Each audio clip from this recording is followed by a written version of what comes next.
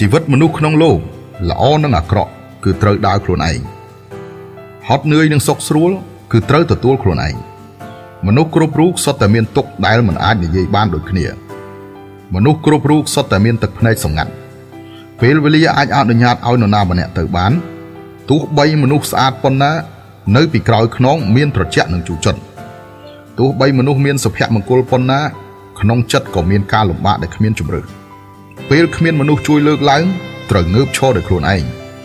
ពេលគ្មានមនុស្សជួយអ្នកត្រូវខិតខំប្រឹងប្រែងដោយខ្លួនឯងចងចាំនៅពាក្យមួយប្រយោគនេះក្រោយជូរចត់និងផ្អែមល្ហែមនិទាយខៈរដូវផ្កានឹងរី